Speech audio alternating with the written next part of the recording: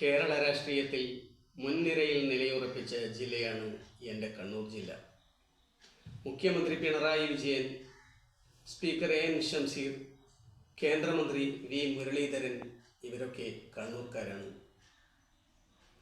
മുൻ മുഖ്യമന്ത്രി E K Nayanar Kannur ജില്ലക്കാരനാണ്.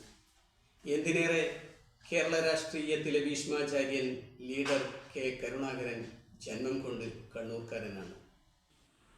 ഒട്ടേറെ കേന്ദ്രമന്ത്രിമാരെയും സ്റ്റേറ്റ് മന്ത്രിമാരെയും സംഭാവന ചെയ്ത ജില്ലയാണ് കണ്ണൂർ ജില്ല. വിവിധ രാഷ്ട്രീയ പാർട്ടികളുടെ സ്റ്റേറ്റ് പ്രസിഡന്റുമാരായി കണ്ണൂർക്കാർ ഒരുപാടുണ്ടായിട്ടുണ്ട്. നിലവിൽ പ്രധാനപ്പെട്ട രാഷ്ട്രീയ പാർട്ടികളുടെ പ്രസിഡന്റുമാർ, അധ്യക്ഷന്മാർ കണ്ണൂർക്കാരാണ്. രാജ്യം ഉറ്റുനോക്കുന്ന ഇക്കഴിഞ്ഞ ലോക്സഭാ തെരഞ്ഞെടുപ്പിൽ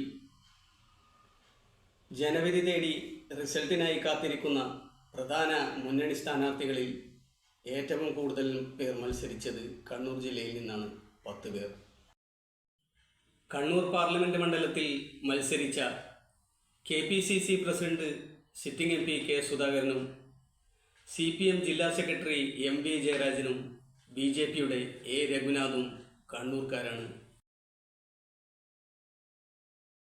ഏറെ ജനശ്രദ്ധയാകർഷിച്ച ഇഞ്ചോടിഞ്ച് പോരാട്ടം നടന്ന വടകര പാർലമെന്റ് മണ്ഡലത്തിൽ യൂത്ത് ഐക്കൺ ഷാഫി പറമ്പിലിനെ നേരിടുന്ന കേരളത്തിൻ്റെ ടീച്ചറമ്മ എന്നറിയപ്പെടുന്ന മുൻ ആരോഗ്യമന്ത്രി KK ശൈലജ ടീച്ചർ കണ്ണൂർക്കാരിയാണ്.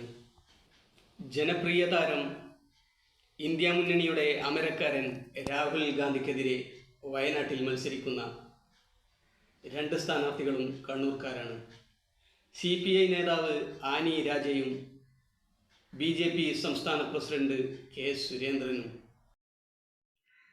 കോഴിക്കോട് മണ്ഡലത്തിൽ വീണ്ടും മത്സരിക്കുന്ന സിറ്റിംഗ് MP MK രാഘവൻ കണ്ണൂർക്കാരനാണ്.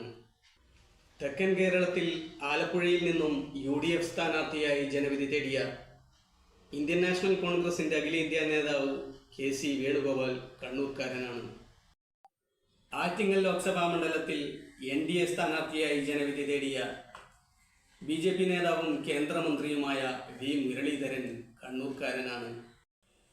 ശക്തമായ ത്രികോണ മത്സരം നടക്കുന്ന തലസ്ഥാന നഗരിയായ തിരുവനന്തപുരത്ത് ഹാട്രിക് വിജയത്തിനായി കളത്തിലിറങ്ങിയ മുൻ കേന്ദ്രമന്ത്രിയും സിറ്റിംഗ് MPയും കോൺഗ്രസ് നേതാവുമായ കിങ് മേക്കർ ശശി തരൂരിനെതിരെ കേന്ദ്രമന്ത്രിയും BJP നേതാവും ഏഷ്യാനെറ്റ് ചാനൽ MDയുമായ രാജീവ് ചന്ദ്രശേഖരനെതിരെ LDF സ്ഥാനാർത്ഥിയായി മത്സരിക്കുന്ന CPI നേതാവ് പന്ന്യൻ രവീന്ദ്രൻ കണ്ണൂർക്കാരനാണ്.